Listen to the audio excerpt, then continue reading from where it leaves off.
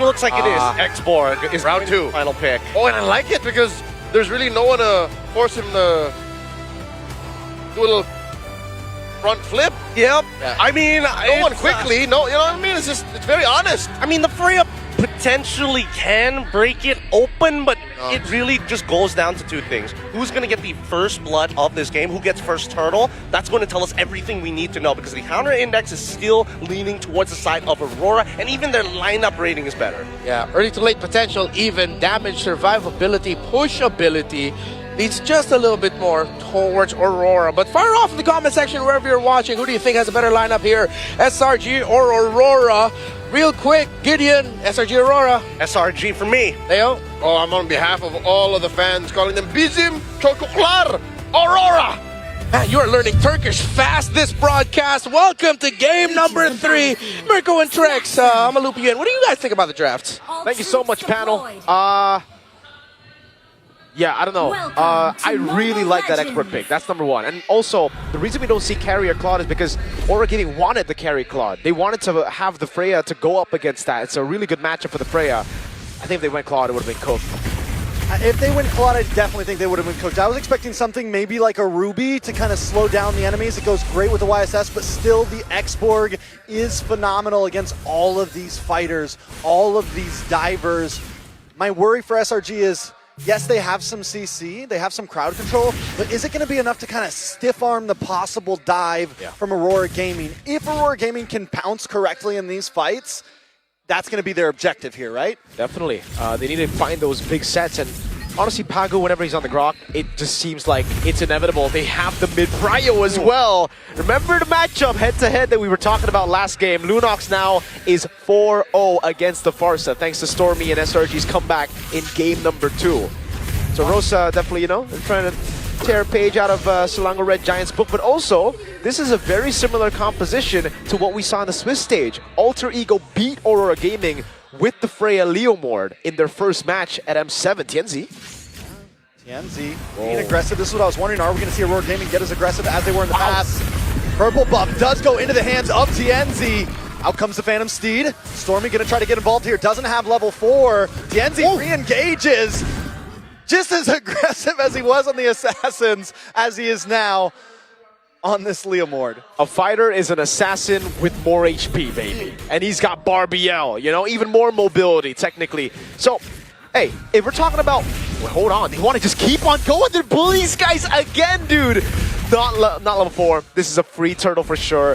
But if we're talking Leomord, the first guy to do it technically was him, and I was at M4 actually. Way back. Incendio Supremacy days. Right? Yes, sir. Yes, sir. The big Tigreal Barbiel play. Yep. And yeah, it's free turtle. Sigiboom's right there, but they will be able to use the last insanity for Innocent to get away there. Oh, interesting. They even commit a feather airstrike there, trying to take away the gold camp, but now it's again just Tianzi walking up, stealing camps away. Really trying to suffocate Skies in this matchup. Phantom Steed knows there's no flicker on Stormy. Well, Rosa's got his back, but Tianzi, and this is the thing, he knows not to fully commit sometimes. He'll use the ult, he'll use the punctures, but look at the damage on it. Innocent not gonna be able to get away from this one. Rosa with first blood. That's the thing about using the last insanity defensively. It takes a while for you to get the Farago armor back, especially in the early game here. So Aurora Gaming, really good punish up top. The rotation was clean, and even just the feint there with Tianzi already using Phantom Steed, it puts Selangor Red Giants into a false sense of security. They were like, oh, there's no way they would dive. You know, the Phantom Steed is down. That airstrike does come down, but Tianzi doesn't care. He just wants his purple. You said they were denying. They are starving Sekais right now. Yeah. More damage lands on a Cram. Cram trying to come help out, but Aurora Gaming got what they came for. They quickly back off. Lunar going to be able to use the Consecration, go through this tower to safety. Oh, up top. Oh, oops, solo kill? No. Innocent flickers out. He's good. But man, this is a struggle for the gold lane, for even Skies in the jungle, especially here. A level down. Sigibu still trying to pressure, trying to threaten Innocent with a solo kill. Takes two turret shots, just save. Go, man. About that life. It's all about my that boy. right there. You're my boy. Let it be that way, right? For the most part in game number 1 and game number 2, Sigiboom did boyd Innocent. Like, Innocent was his boy for the most part. That's how we're going to refer to it now. It's the Yes. All right. Did he steal the orb? Oh, Sekai's deleted. Rosa takes the kill. A nice Tsunami Slam, but it's just for you. He's trying to get away, and he dashes under the tower. Lunar looking for another. Rosa with the double kill. Falling Star Moon does land on a 4, but just to commit to his own possible death. Aurora Gaming, third game in a row, controlling the early game. Turrets do not exist for Aurora Gaming in game number 3. Tienzi, I don't know if my eyes deceive me, but I believe Tienzi, he let Barbiel steal the orange, bro. This guys couldn't even handle that, and then right as Barbiel got mounted by Mr. Tienzi, it was all done. Skies saw black and white. My horse is hungry, yo. Let's Barbiel real quick. That's my boy over there. He's hungry for a random monster in the jungle, man. Oh my goodness. Cram in the bottom lane here. No way to get away. Cram gonna go down as well. Rosa 4-0 in 1. The Thorn Queen puncturing through the cracks of SRG. A nice Tsunami Slam will get caught up. Lunar taking out Innocent, able to get the kill.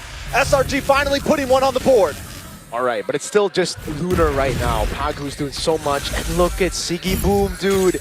He's free farming up top on a Freya. Take a look at his items real quick right now. He's actually not that far ahead, Phantom Steed. Oh my god, Yums taking way too much damage. Rosa is unstoppable. Another kill falls into the hands of Tienzi. Make it a tower next. An orange buff. Once again, Aurora Gaming's taking it all. Bro, Tienzi's crazy with it, man. Barbiel just doesn't stop. Now they go up top, they go for the siege. This comp should be bad at sieging, but they don't care. You know, this is a very similar draft of what SRG did previously with the with the full fighter composition, able to get a win in the Swiss stage. Aurora Gaming have been watching SRG. They are ready for this series. Yeah, they truly are, man. They've really read SRG out. I think even in the drafts from game number 1, stealing the Sora, and the CC game number 2, stealing the Sora, almost getting it done, but Innocent still performing on the CC. Then here, it's a dive on Skies. Can they do it? Tsunami Slam. Oh, does not connect though. Purify, able to get him to safety. Rosa able to get away. Feathered Airstrike just to keep Aurora Gaming at bay. So the question on our minds though, yes, they're winning again in the early game, but can they close it out? Because that's where they fell short last time. Yeah, that's really the big question right now. And the thing is, I don't care. You gotta take it. And sometimes you gotta take it like a good boy. Phantom Steed again, Barbiel went over to the turtle. And it's a defensive last insanity. They have good ways to disengage. So they still can actually hover around these neutral objectives. They don't need to give it for free. They can still hover, try to look for a play. If they can't, then they're like, okay, last insanity, flicker out, that's it. You know, I know we talked well about the X-Borg, but at this point, another game with Innocent on it, I feel like we don't get to see any aggressive last insanities. Yeah. They're all used defensively. Innocent, you know, he was able to pop off with that CC last game. He's never going to really have the opportunity to pop off here. Yeah, it gets really tough because of the ganks, and Aurora Gaming have consistently been able to do this. They've actually outperformed Sky, Stormy, and Yums in the trio mid. That is what has led to Innocent losing out a lot in farm, and now they're going to do it again, dude. Right on time. They are just zoning Innocent away from farm, trying to take... You know what? They might be starving Innocent now. They're like, we're done with you, Skies. Now it's time to make you, Innocent, our boy. This is something that Aurora Gaming lacked in previous games. Converting kills, converting gold into towers. This time they are cutting lanes. They're quickly moving things forward. A huge knockup. Sekai's trying to get away, but Tienzi picks it up once again. Yum's in a bad spot as well, up against Siggy Boom. Rock's going to make his way up. Should be able to escape, but still Aurora Gaming, 6K gold lead. Yeah, never mind. Aurora Gaming, usually it's like, I take the territory and then you have to move somewhere. But even when Selangor Red Giants try to reclaim some territory, Aurora Gaming were there and they're like, yeah, no, that's not going to happen. Innocent in the bottom lane. We bullied him. You're not going to get space. Not at all. And even if you do, we're going to take you down. So it's a bad trade in the end. A turret tier 1. Oh, look at that damage, my guy. What is that damage? Oh, my Lord! Here comes Tienzi as well.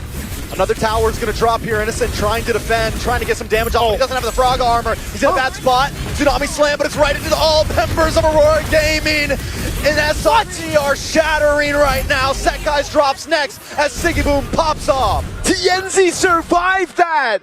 He got caught in the Flicker Tsunami Slam, brought right into the Mountain Shocker, but it wasn't enough though. Innocent! He's an assassin with more health bar. Oi! And they dive in. Lunar takes out Innocent. Lunar takes out Stormy. Lunar with the double kill. And a Lord is coming soon. Aurora Gaming are stomping Selangor Red Giants. Nice steal, Pagu. Lord slain by Pagu. That's going to be a stat later on. I don't know how we're going to figure that out, but Pagu's going to have one Lord in the stat sheet. They don't care about turrets. This is an assassin with more HP. They've done it. They went in, and man, Aurora Gaming looks so good this game. It really looks like they should be able to get more. But remember, wave clear is still really good. Again, Flicker Tsunami Slam right into the Mountain Shocker, and Tienzi's just sitting there saying, nah, bruh. I'm an assassin with more HP, bro. I'm an assassin with more HP, You're bro. my boy. And then Uranus Lunar is just like, yeah, I'm Uranus, yo. Another purple buff. Lord coming soon, like a movie near you. Man, I don't know about this.